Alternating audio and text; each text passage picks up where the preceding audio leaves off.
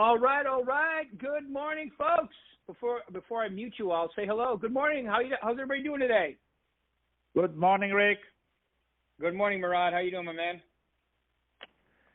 All good, all good. Well, everybody else is being shy today. Morning, morning, Rick. Good morning, Dwayne. There we go.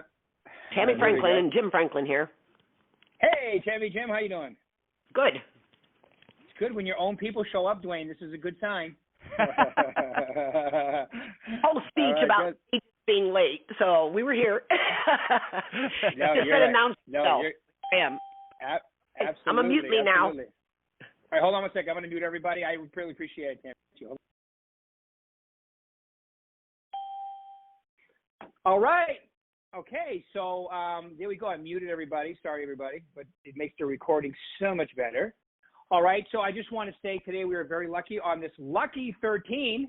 I don't know about you guys, but I love the 13th of every month, especially when it falls on a Friday, because I don't believe in the bad luck. You know, it's the harder you work, the luckier you get. Always remember that. That's a great, I think that was Winston Churchill. But anyway, a lot of people said it. But today we're very lucky from the lovely, one of my favorite places. I haven't been there in a while because of this crazy pandemic thing, but I don't know what it is about Palm Springs, but when you drive in there, you just feel comfortable. It's kind of like, it's kind of like Sedona. When I drive to Sedona, you just feel this relaxed. It's a nice place to live. But we are very lucky today to have the manager. And now let's just say this, newly announced #1 office in Palm Springs. But Dwayne, not only, by the way, his name's Dwayne Carrier, and you guys have seen my email and my social media posts. But the great thing about this, Dwayne, is that not only are you #1 in there, but you've had a lot of transition because you were part of the whole Tarbell thing. We've opened another additional office there. So even through all this transition and everything, you've been able to hit it out of the park. So congratulations and welcome this morning. How are you doing today? Oh, sorry, Dwayne. You got to hit *6 on your phone so we can hear you. I'm doing great. Thanks for the introduction. I forgot to tell you. Whoop. All right. It's live, folks. Woo! All right, Dwayne. So I know you, and but I don't. Not everybody else does. So tell me a little about yourself, how long you've been doing this, and maybe even a little about the transition would be probably cool too. Sure. So I started my real estate career in Chicago. I worked for a real estate developer who purchased apartment rental buildings and converted them to condominiums. And I did that for the very beginning of my career. Moved out here to Palm Springs in late 2005, got my real estate license. I joined the company that Berkshire Hathaway bought called Tarbell, and I was there. I was on a top producing team of REO specialists. We did a lot of REOs, short sales, working with people who did purchasing at auction and then got into more luxury brands. So, yeah, I've just kind of had a very varied career, so to speak, for the last 20 years. I've been very lucky. Yeah, that makes sense now because, and I tell this to people all the time, the people who haven't sold on the East Coast and the West Coast, there's a big difference in the way the transactions work. Would you agree? Yes. Yeah. Yeah, and when you take a little bit of the East Coast mentality, over to the West Coast, as long as you're not rude, which I know you're not, then I thought when I moved over, it really helped me because when you're used to prospecting, my little joke about New England, when you're used to prospecting on the East Coast, people have no problem telling you where to go and how fast to get there. All right. Where on the West Coast, they seem to be a lot happier. Well, as a Midwest boy, we work hard, and being a Chicago, guy for 10 years, when I got to California, my 50% was their 100%, so I felt at an advantage.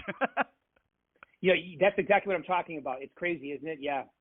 It's the same thing with sports too. Yeah. So, people, and I think on the West Coast because people have more options. The weather's nicer, and I don't know, sports especially like D.C. over to Chicago, up to Boston, back down through New York. That is where it is really serious. Pittsburgh and that whole area in there is where sports are way more serious than as soon as you get outside of that area. Yeah. Okay, so you've been doing this for a long time, and so when exactly did you get to Palm Springs? Late 2005. Okay, good. And you started selling there before you got into management? I did, yeah. I was in sales until 2010. I became a manager of the Tarbell branch over in 211 East Palm Canyon. Okay, good. And what would you now? How did you do as a sales agent? Give us a couple of things you used to do and how you kept your business rocking. Sure. So I would do, when I first got here, obviously I didn't have a sphere of influence here in the Palm Springs market or in the Coachella Valley. So I did 6 open houses a week. I did 2 on Friday, 2 on Saturday, and 2 on Sunday. And I would try to really vary the inventory. So I would do some condos, in the $200,000 price range, do some single family homes, between 500,000 and $1 million, right? Just kind of mix it up, and shamelessly promoted myself to anyone who would listen. Good for you. So you've been a prospector from the whole time, because those active open houses are all about getting out there. And what kind of response did you get? Oh, it was really great. It's about consistency. I always tell the team, I always have, it's about consistency. So when I was doing, like condo complexes, and that's my wheelhouse because of the conversion background that I have. I felt really comfortable with condos. I would go down to the pool. If someone wasn't in my open house, I would interact with people hanging out at the pool, saying, hey, come on in, it's free, and wave at cars as they drove by, literally shamelessly promoting myself. And it's just about doing it consistently. And after, I will tell you, after, probably a month, 2 months of doing it consistently, people got to know me, and I would walk by the pool and people would say, hey, Dwayne, and, that's just kind of, introducing yourself and then them seeing you there. Eventually, one of the condo complexes that I did was called La Palm. I became the king of La Palm. I was the go-to guy for that complex. So it's just about targeting a market, being consistent, and being a resource. Those were my roles. Being a resource, yeah, being a service too, I could tell that for sure. And when you're combining your open houses with a farming type activity and being proactive about it, you get great results.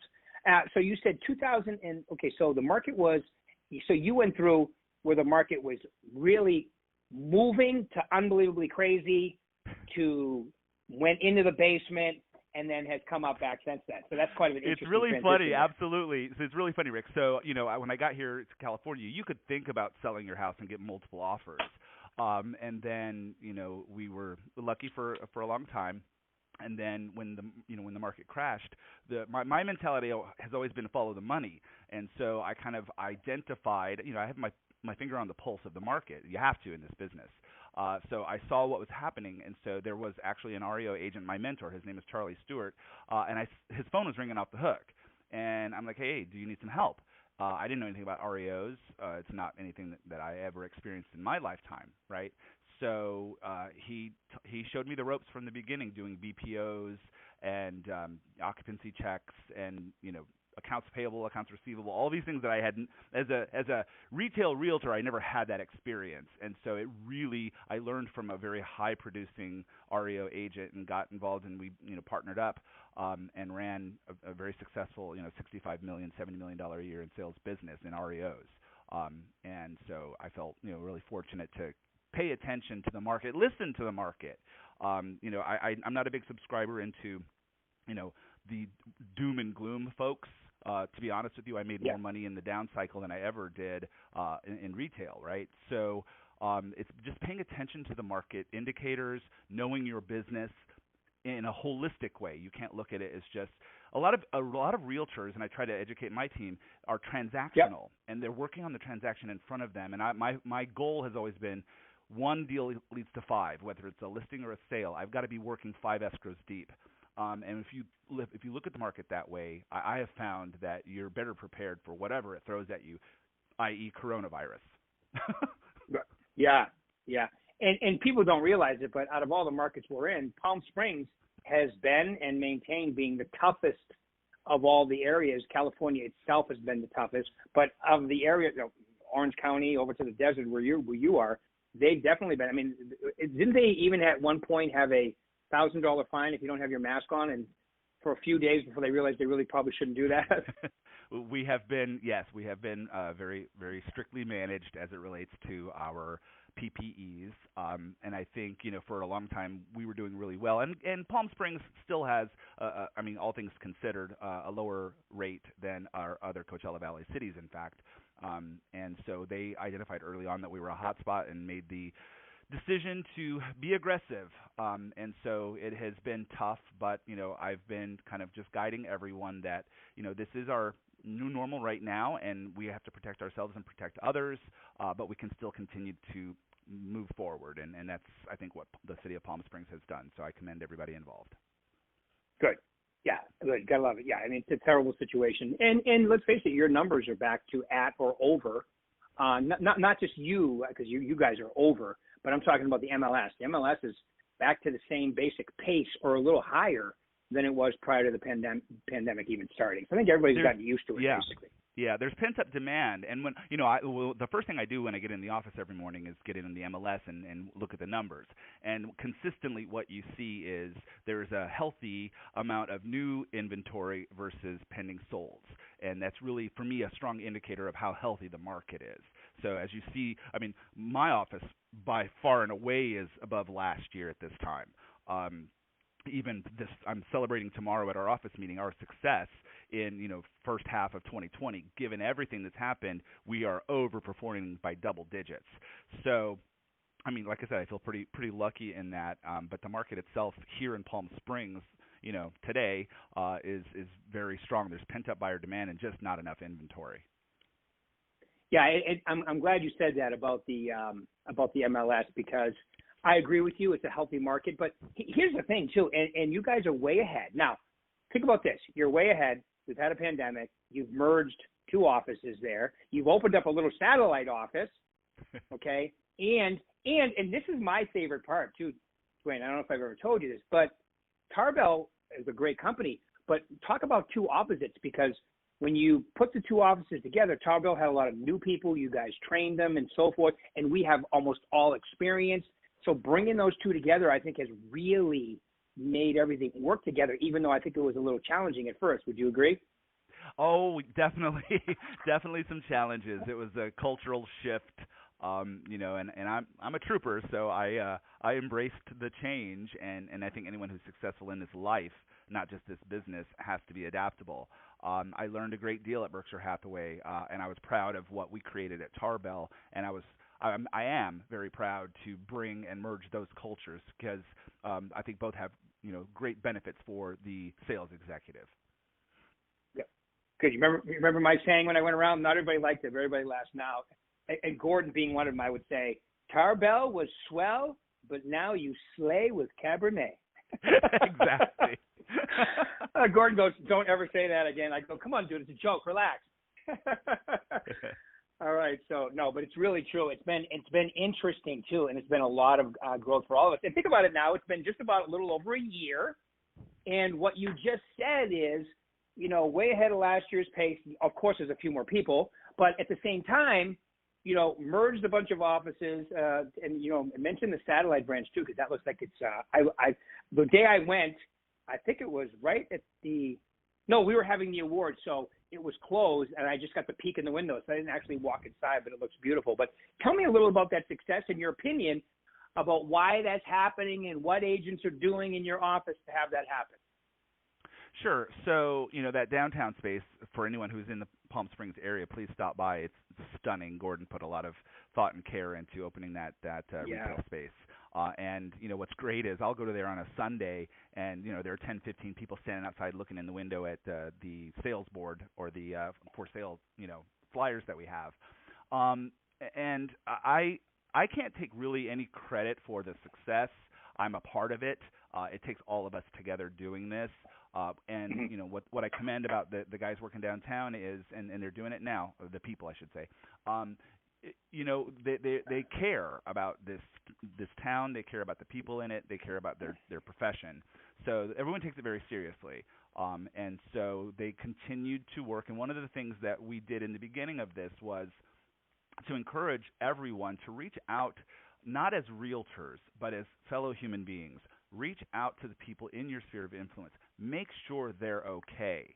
Make sure you're checking in with people. And what we're missing right now in some of this is the mental health impact on what the shelter in place and all that. So we really encouraged everyone, and myself included, to just reach out to people. And what we discovered was when we made those reach outs, those one-on-one reach outs, do you need anything? Do you need anything from the store, from the drugstore, anything like that?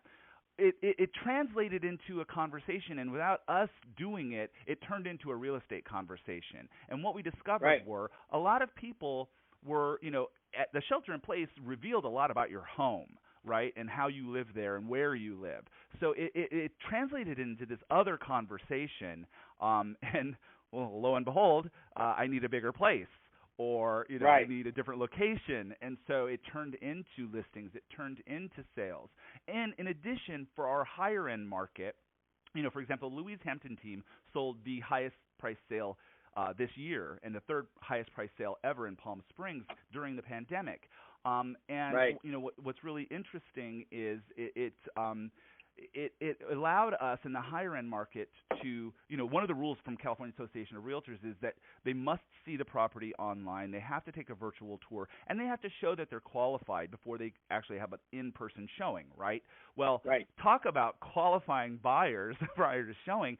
So we knew the people coming into the property were real and valid, and all they needed was to lay eyes on the property before they made their final decision. So it really kind of streamlined how we do business, and we all learned a lot from that.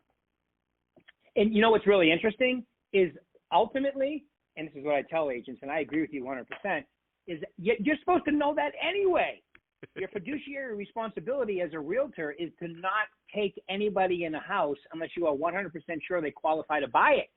Right. So this is just really, I think, that's why I think there's a lot of good, even though, it's unfortunate X amount of people, over 130,000 now or whatever, have passed away because of this crazy virus.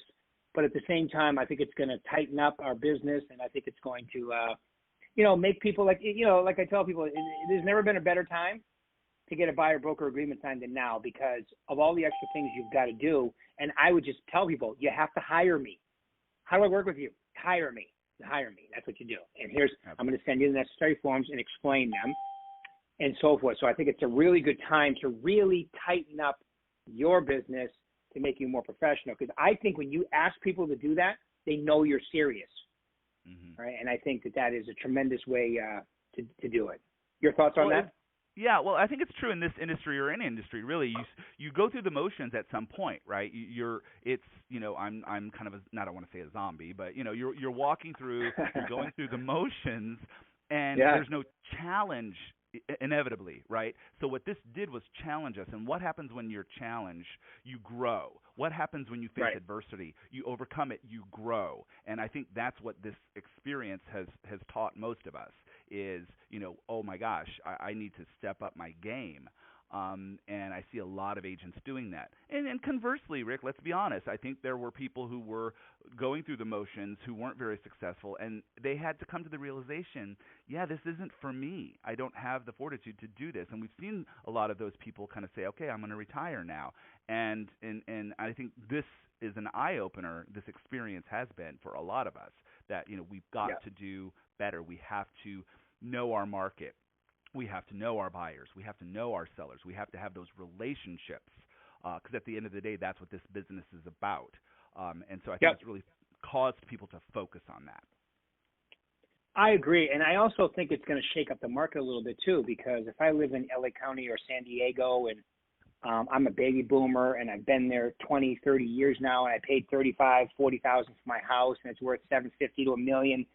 And then if anything like this were to ever happen again, and I'm already retired, why wouldn't I want to go where I'm going to be retired and, a little ahead of schedule maybe? I think you're going to see some of that. I think you're going to also see what you said, since I got to work out of my house now, because a lot of people are going to do that now. You're going to see some companies downsize their commercial space because they can. My son works for a company called the Hartford out of Connecticut, and they're not even talking about having people come back. He's been working out of his house since March, and everybody's a lot of people that can work from their computer. I think you're going to see that. So since I'm going to be working out of my house, I want to have a home office. So I'm going to buy a little bigger place, and so I think you're going to see a lot of movement because of that, and I think it's going to help. People in Orange County, LA County, and San Diego County, you're always having people move in there. But we've already seen people moving out to your area because that's one of the first places they look at, out to the desert, La Quinta, Palm Desert, Palm Springs, or Nevada, or Scottsdale, Phoenix area. And all of those are really good we'd love to see people migrate that way. And it could create inventory for those people in the California market. So I think when the dust settles, this is, I think 2020 is obviously the craziest year. I saw some stuff on social media, like people are coming up with new phrases like, oh, it went 2020 on us, like crazy, But I think 2021, because of this is, I don't know if you've ever seen the movie The Perfect Storm. It's like 3 storms came together and it made this perfect storm off the coast of, the Cape years ago. I used to live there when that storm happened. I remember reading about it and seeing it, and then they come up with a movie. But I'm telling you, this could be the perfect storm coming together for all these different reasons. For one of those, 2021 is be one of those years we're going to go, wow, remember that year?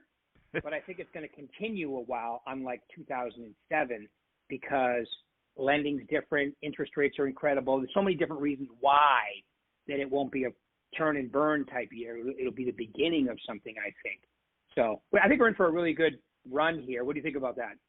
I do. And so I was having this conversation with my team the other day because the agents were asking me, do you see, is there going to be another REO situation? And when you look at the requirements for getting a loan over the last decade since the Great Recession, people have skin in the game this time. Before, they were doing 103, 110% financing, so the purchaser didn't have any skin in the game, so it didn't matter to them if they just walked away from it. We don't have that experience this time around. Inevitably, of course, there's always REOs in the market. There are always foreclosures in the market, small percentage. So you may see an uptick, depending on how long people are unemployed.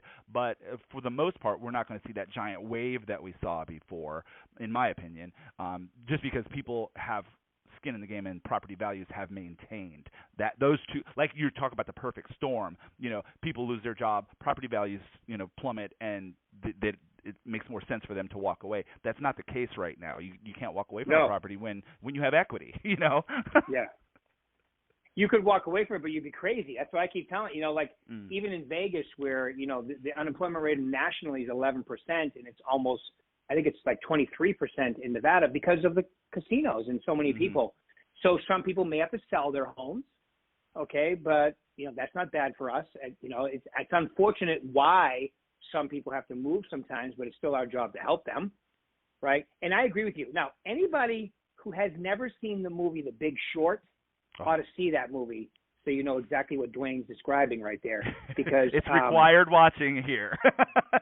Yeah, no, my favorite line, and I can't say the exact line because we grew up in the HR department, but when he's in Las Vegas and he goes, when you're talking to a dancer, okay, change with two other words, and they tell you they own 3 homes, no income verification, and have them rented out, and they're having problem filling with tenants, the market is about to crash. So all that crazy lending has not happened to spur this market, and that's what it did last time. So it really was, last time, 2006 and 2007, was really kind of a false leader market because of all the crazy things people were doing lending-wise, because basically banks were letting them. That's not happening right now. This is a true, organic, wholesome, a driven market that is totally different, and that's why I think it's going to last for a little while, especially with the interest rates being basically free, and they're getting freer every day. Isn't that crazy? Yeah, it is. And something to consider also, Rick, is, lenders, even during this, they're verifying employment like the day before the close of escrow. Yeah. So they're not taking any chances. So the people who are buying are qualified buyers. So even through all the experiences that we've had over the last few months, the lending market is really paying attention to, their investment, which I think is great. Absolutely true. I love it. Okay, so this call went on a total different direction, but I think it was really cool. But I got to bring it back to this question. So in your training, and I know you did a lot of training with agents, and you still do, if you were an agent today and you wanted to either come out of the gate hot or take it to the next level, what were the 3 most important things you tell them to focus on? Sure. So the number one thing is to do something no one else is doing. It's always been one of the training tenets that I have is, you can't follow the herd. You really have to do something innovative, something new that no one else is doing, think outside the box. I love it. The second thing is being consistent. I can't say it enough. You can't try one thing once, and if it doesn't work, stop doing it. You have to try several things. You have to have a multi-pronged approach and then measure the results of those efforts and identify the ones that work and double down on those. The ones that aren't working, try something different. It's just really about being fluid in our business.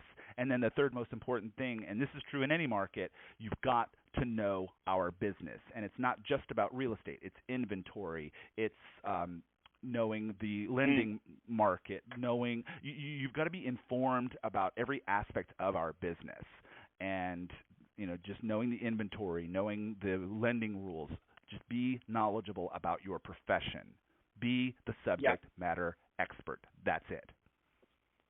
And I would agree with you. So I love it. Do something no one else is doing. I don't know if you saw my post from last week, but I post this like twice a year. It says, be careful when you follow the masses because sometimes the M is silent. Exactly.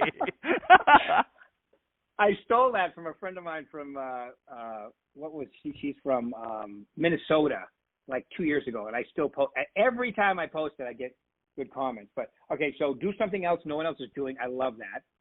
Be consistent because everything takes at least 90 days to start showing or more sometimes.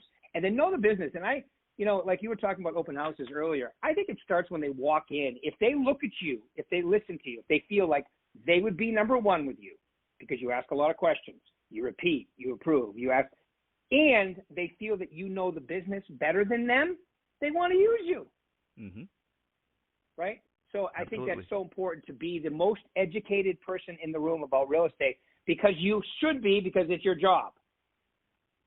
Exactly. One of the lessons that I teach is, in talking about market knowledge, inevitably what happens for us as realtors, as practitioners is, and I use the grocery store example, I go to Ralph's, I'm buying some apples, I'm wearing my name badge, and someone asks me the question, how's the market? How a realtor, how an agent answers that question is indicative of their professionalism. The pat answer is, oh, it's great. Oh, it's horrible. Those are not the right answers. And so we work on those exercises in my trainings where, you drill down to, well, that depends. Are you a buyer or a seller? And you start to really. That's the way I answer it. Dig deep into the question. Oh, you're a seller. What neighborhood do you live in? And my point is, without the knowledge of the market, without the knowledge of the inventory, you can't successfully have that conversation and sound credible, right? And that's what sets you apart. So that's really something that I strive for with my team in trainings and in coaching. It's to just really know your business, know your profession. Yeah. Know that like how many new listings are coming on the market. Like when you're prospecting and someone goes, nothing's going on right now. Well, in Vegas, because I live in Vegas, about 1,200 homes come on the market every week and about 1,100 and something go under contract. So there's all kinds of stuff happening in the Las Vegas market. Most people don't understand that because they're too busy watching, the news, and they're all terrible. Don't watch the news. Don't watch the news. Yeah. Be the subject matter expert. That's my mantra. Be the subject matter expert. I totally agree. All right. Any final thoughts for them today? From me? 28 minutes. Yeah, you don't have to stretch it out. Yeah, any final thoughts for these lovely people that are on the call today? No, I'm proud of everybody. This is, we're in unprecedented times, and everyone I encounter has been really positive, really respectful. You see some news where it's less than kind to each other, and that's the thing that I'm trying to push out to everybody is just be kind to each other, be respectful of each other. We will get through this. As Americans, that's the one thing that we have is that fortitude to work together, to respect each other. We can do this. It takes all of us together to do it. So that's what's most important to me right now. Totally agree, and that was a killer ending, my man. Dwayne, I really appreciate you taking 30 minutes out this morning. Thank you very much. It was great. Keep rocking there, Mr. Number One in the Palm Springs. And I love the fact that you gave the credit to all the people you work with and some to yourself, but that's great. So keep it rocking, my man. I'll talk to you soon. Everybody else, have a great week. We'll do this again in a week. Woo! Go get them, folks. Thanks, Dwayne. Thank you. Bye.